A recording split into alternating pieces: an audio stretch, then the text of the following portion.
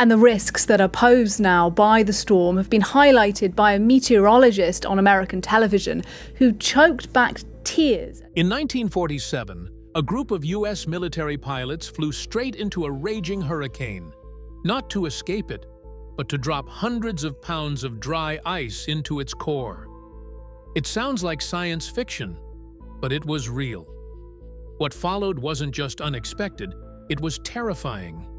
But what happened next wasn't in any weather manual, and it left even top scientists stunned.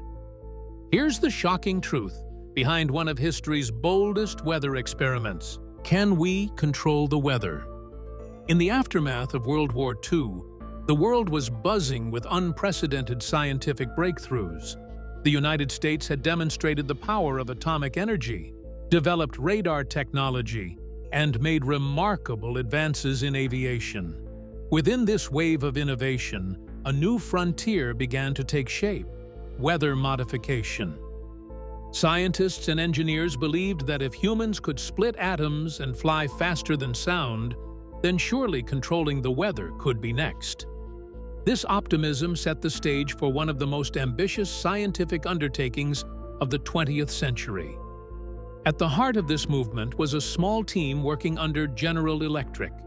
Led by Dr. Vincent Schaefer, the group focused on studying cloud behavior and atmospheric chemistry.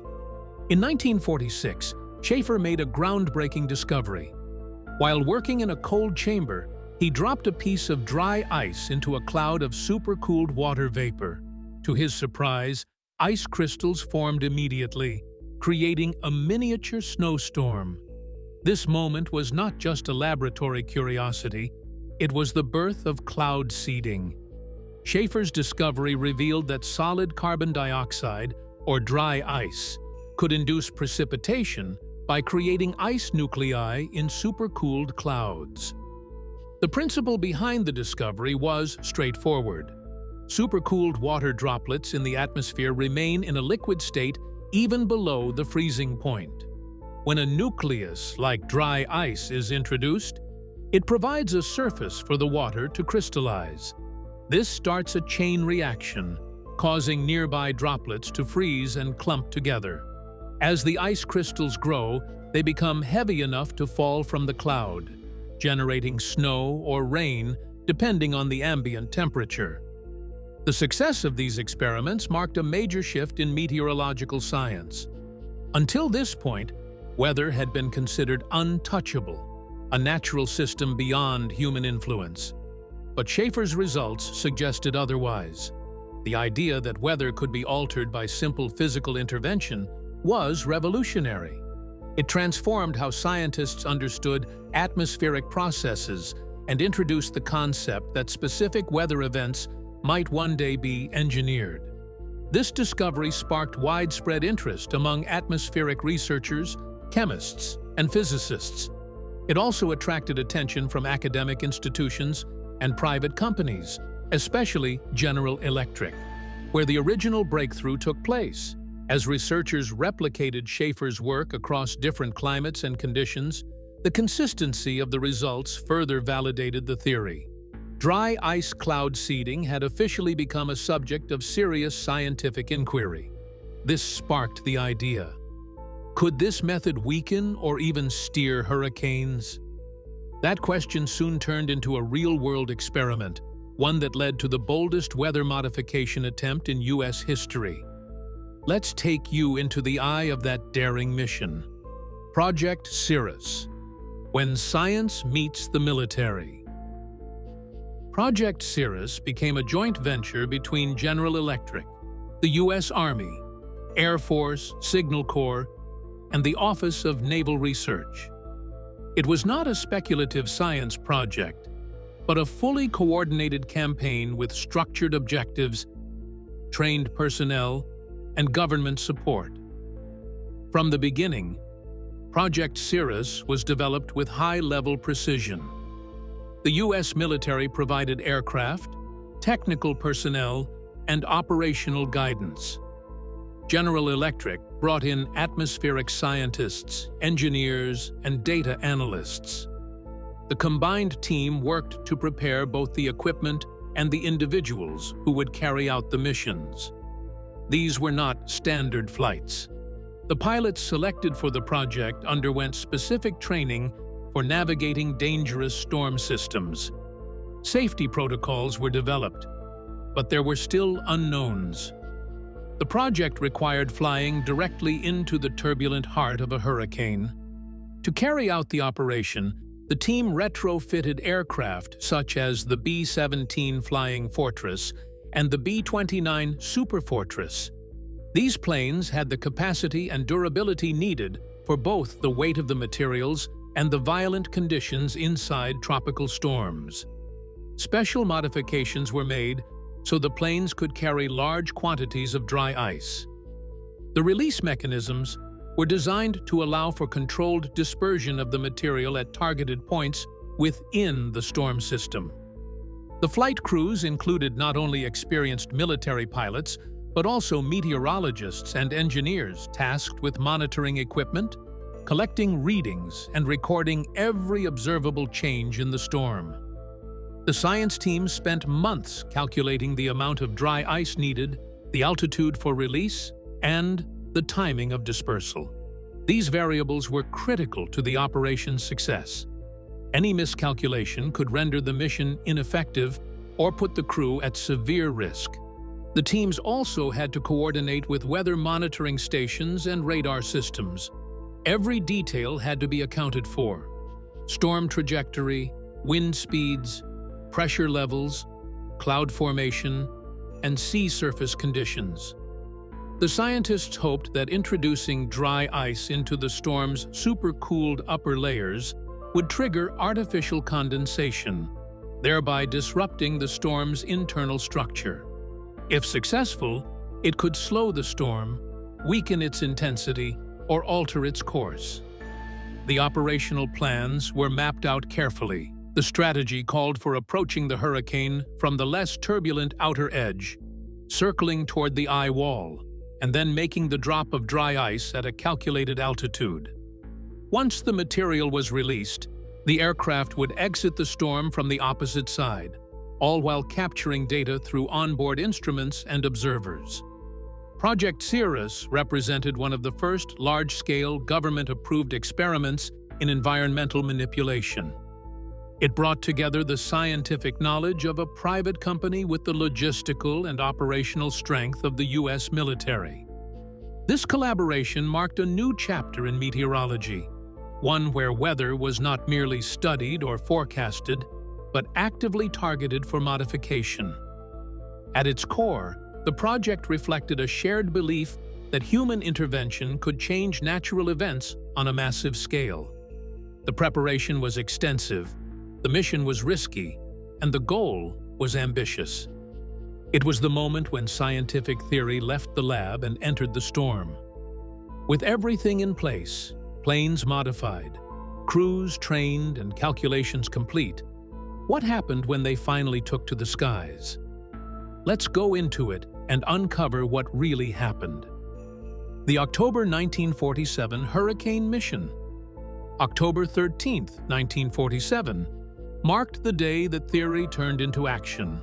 After months of planning and coordination between General Electric and multiple branches of the U.S. military, the team behind Project Cirrus had a chance to put their bold experiment to the test.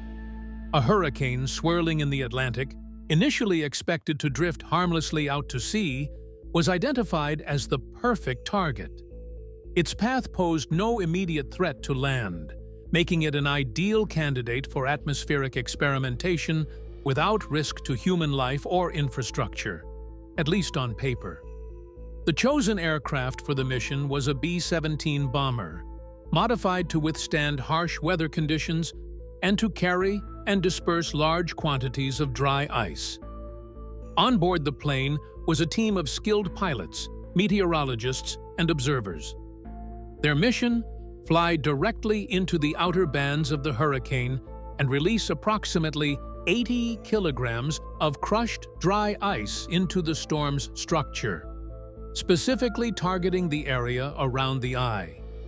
The team's hypothesis was that the dry ice would trigger the formation of ice crystals, altering the internal dynamics of the storm and potentially weakening its strength. The plane was dispatched roughly 415 miles east of Jacksonville, Florida. As it approached the hurricane, the aircraft began to encounter the chaotic conditions that define these massive weather systems. Fierce turbulence rocked the bomber as it entered the swirling outer bands. Lightning crackled across the sky, and visibility dropped sharply. Inside the plane, tension mounted as the crew prepared for the moment of release. They had trained extensively for this mission, but nothing could fully prepare them for the raw power of nature they were now flying into. Despite the intensity of the storm, the crew managed to complete their objective. At the designated altitude, the cargo bay opened, and the dry ice was released into the churning clouds. Observers on board the aircraft reported almost immediate changes. The cloud structures began to shift visibly, and condensation patterns altered. Cameras captured unusual formations and accelerated cloud movements that differed from natural storm behavior. It appeared at first that the cloud seeding was producing an observable reaction, just as Dr. Vincent Schaefer's earlier laboratory tests had predicted. The storm's internal structure showed measurable changes, and the crew successfully exited the storm zone with collected data and visual documentation. The results were seen as promising. The experiment demonstrated that it was possible to interact with a hurricane in real time using cloud seeding materials like dry ice. The mission delivered practical insights beyond previous laboratory tests or high-altitude seeding attempts. The data being collected seemed to validate months of theoretical work. The storm was visibly reacting to human intervention. This was no longer just an experiment in a cold chamber or a high-altitude test over a harmless cloud system. It was a full-scale operation in one of nature's most violent environments. The early indicators suggested that weather modification at this scale might. For a brief moment, there was a sense of triumph. The experiment seemed to be working, until all of a sudden, things went beyond control. Let's tell you the horrific details of what happened next. The storm's impossible shift. What unfolded after the dry ice release was something no scientist had foreseen. The hurricane, which had been steadily moving eastward into the Atlantic with no threat to land, suddenly changed its behavior in a way that shocked everyone involved. Not hours or days later, but within a short window following the experiment, the storm made a stunning 130-degree turn, veering westward toward the U.S. coastline. This wasn't a slow drift or a minor shift. It was an abrupt redirection that defied every meteorological model available at the time. The change was so drastic that the first reaction was disbelief. Meteorologists scrambled to confirm whether their instruments had failed. Radar systems were rechecked. Data from reconnaissance aircraft was reviewed, and atmospheric readings were triple verified. But there were no malfunctions. The storm had genuinely reversed course. That alone would have been enough to raise concern. But what followed made the situation even more alarming. As the storm surged westward, it didn't weaken. It grew stronger. The atmospheric pressure within the system began to plummet faster than expected. Wind speeds picked up. The storm's spiral tightened and became more defined. The clouds thickened, and convection deepened. All of this indicated a strengthening system, just as it was approaching populated regions. Meteorologists observing the storm's evolution realized they were witnessing something entirely unfamiliar. The hurricane no longer followed the patterns and behaviors they had studied for years. Its core temperature rose slightly, signaling an increase in convection. The rotation, once broad and looser, had become narrow and intense. The entire structure of the storm appeared to be reorganizing itself rapidly, accelerating in a way that broke from the typical trajectory of Atlantic hurricanes. This transformation turned the situation from experimental curiosity to escalating concern. What had begun as a scientific demonstration now bordered on a phenomenon that couldn't be easily explained. The storm, once labeled predictable, had become something new, an anomaly. As the storm advanced toward land, scientists and military officials who had once celebrated the promise of Project Cirrus now found themselves facing difficult questions. The public didn't know about the experiment yet, but within internal circles, conversations began to emerge. Could the dry ice seeding have caused this? Could it have interfered with the hurricane's energy balance? Several theories circulated. Some believed the sudden introduction of dry ice into supercooled cloud layers may have created additional centers of condensation, pulling energy and air inward, changing the storm's structure. Others speculated the rapid freezing might have created a thermal imbalance, redistributing momentum within the system and causing it to reorient itself. Whether this was a freak coincidence or a direct result of the operation remained uncertain, but the timing was impossible to ignore. Even among the scientists involved, opinions were split. Some dismissed the event as an unfortunate natural twist, while others were deeply unsettled by how closely the storm's shift followed the seeding. For the first time, the idea of human influence on large-scale weather patterns wasn't just theoretical.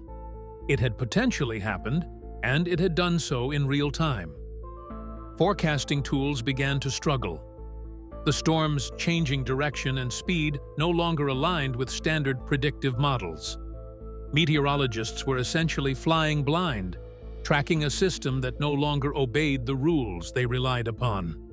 It was a powerful storm behaving in a way no one had prepared for. What was intended as a calculated and limited experiment had triggered something far more powerful. The system, once predictable and distant, had turned into an impossible storm, one shaped not only by nature, but potentially by human hands. Now, let's tell you about the horrific destruction it left behind. From experiment to catastrophe, the hurricane made landfall near Savannah, Georgia on October 15, 1947. The storm struck with intensity, its winds reaching approximately 90 miles per hour, barometric pressure dropping to 965 millibars, and tidal surges climbing as high as 12 feet. In the span of just a few hours, the city and surrounding coastal regions were plunged into chaos and destruction. Buildings, some of them historic and centuries old, crumbled under the force of the winds. Roofs were ripped away. Streets disappeared beneath walls of seawater. Communities that had gone to bed under clear forecasts awoke to flooding, devastation, and the terrifying realization that help would be hard to reach. Trees were uprooted and thrown like matchsticks across roads and fields. Power lines snapped. Communications were cut. The storm's path didn't just wreck property, it erased entire neighborhoods from the landscape. The storm surge was especially destructive. With ocean waters pushed ashore by the storm's fierce rotation, seawater overwhelmed rivers, canals, and the edges of cities. In Savannah, entire blocks were underwater. In South Carolina, coastal towns saw their low-lying areas turned into lakes. Basements flooded within minutes. Vehicles were swept away. Rail lines buckled or submerged, paralyzing regional transport. The aftermath painted a stark picture. Fields underwater, homes broken open, and debris scattered across miles. In total, the storm caused $3.26 million in damage, a staggering figure for the time. Adjusted for inflation, that would be over $40 million today. While only one official fatality was recorded, the emotional and economic toll on communities was enormous. Families lost everything. Some had no homes to return to. Generational businesses were gone. The recovery process would take months, if not years. One life was officially lost during the event, but the emotional toll went far deeper. Families were displaced. Schools were shuttered. People who had little to begin with now had nothing. Recovery wasn't just a matter of rebuilding. It meant restarting lives from the ground up. Many survivors recalled the storm as one of the most terrifying moments of their lives, not just because of its power, but because it came with no warning. Forecasts had promised safety. The sudden shift had removed any chance to prepare. Back at the institutions involved, General Electric, the U.S. Army, the Air Force, the Signal Corps, and the Office of Naval Research, the mood was somber. What had been celebrated as a groundbreaking weather experiment just days earlier now felt like a grave mistake. The pilots and scientists who had flown into the storm, braving lightning and turbulence to release the dry ice, were devastated. They had risked their lives for a cause they believed in. And now, they were watching the outcome unfold in headlines and damage reports, not as heroes, but as possible contributors to tragedy. What haunted them most was the possibility that their work had directly caused the storm's shift and intensification. While some scientists continued to argue that the turn was a natural anomaly, others couldn't ignore the sequence of events. The timing was simply too precise. Dry ice was released. The eye changed structure. The storm turned toward land. Hours later, the destruction began. For those on the ground, there was no debate. People wanted answers. How could a storm that was supposed to disappear into the Atlantic suddenly slam into Georgia with such force? Why hadn't they been warned? And who, if anyone, was responsible?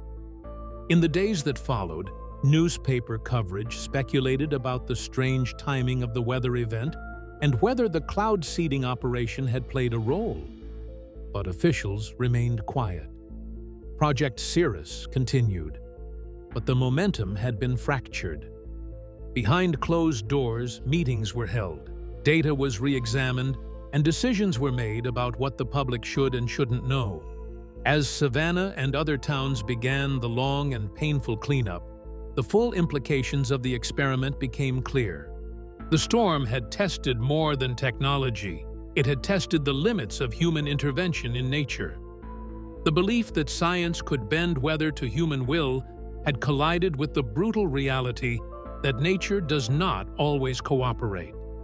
What was meant to be a step toward harnessing the forces of the sky had instead opened the door to unintended consequences. The legacy of Project Cirrus would forever be tied not just to innovation, but to the destruction that followed it. The destruction was obvious: homes flattened, streets flooded, lives upended. But what's truly surprising is how the government responded next. Instead of acknowledging the possible connection, they tried to cover it up, and in a way that felt strangely deliberate. The government covers it up. Despite the storm's clearly abnormal behavior, the U.S. government publicly denied any link between Project Cirrus and the hurricane's landfall. Officials insisted that the experiment was inconsequential, that nature had simply taken an unpredictable turn. Internally, however, concerns were growing. The decision was made to classify the project and its findings under the banner of national security. Project Cirrus, once a high-profile collaboration between General Electric and multiple military branches, was effectively shelved. The data gathered from the storm mission was locked away. Scientists, engineers, and pilots who had participated were instructed not to discuss the operation. In a matter of weeks, the most daring weather modification experiment in U.S. history became one of its best-kept secrets. General Electric, a key partner in the operation, found itself in a particularly uncomfortable position. The company had a reputation for innovation and credibility. One of its top researchers, Dr. Irving Langmuir, who had championed the use of cloud seeding for atmospheric control, initially defended the science behind the mission. Langmuir argued that similar storms had occurred in the past, including a hurricane in 1906 that followed a nearly identical path, suggesting the 1947 storm may have acted similarly, regardless of human interference. But this historical comparison failed to ease public concern or silence skeptics. Internally, Langmuir himself was reportedly disturbed by the outcome. While he continued to promote weather control science, he acknowledged that natural systems were complex and difficult to predict. Privately, several members of the Project Cirrus team had doubts about the coincidence. The timing of the dry ice release, the shift in direction, and the storm's intensification all seemed too closely linked to be ignored. But voicing such opinions publicly risked reputations and government contracts. By 1948, any further cloud seeding missions over hurricanes were halted. Project Cirrus was effectively disbanded, but the secrecy surrounding it lingered. For over a decade, almost no public information emerged about what had actually occurred in October 1947. The documents were buried in archives. Official accounts omitted the dry ice experiment. Even those working in meteorology during the 1950s often had no idea the project had taken place. It wasn't until 1965, nearly 18 years later, that documents and reports finally surfaced, confirming that the hurricane had in fact been seeded as part of a U.S. government experiment. By then, the storm had faded from public memory. The victims who had once demanded justice had either moved on or passed on. And for those still seeking answers, there was no recourse. The statute of limitations had long expired, and the government had long since distanced itself from any admission of guilt. The revealing report noted that the hurricane underwent unanticipated directional alteration within hours of seeding, although it stopped short of explicitly attributing causation. The language was clinical and cautious, clearly designed to avoid legal responsibility. Yet for many researchers and meteorologists who reviewed the documents, the implications were impossible to ignore. The outrage faded, the storm passed, but the questions never fully disappeared.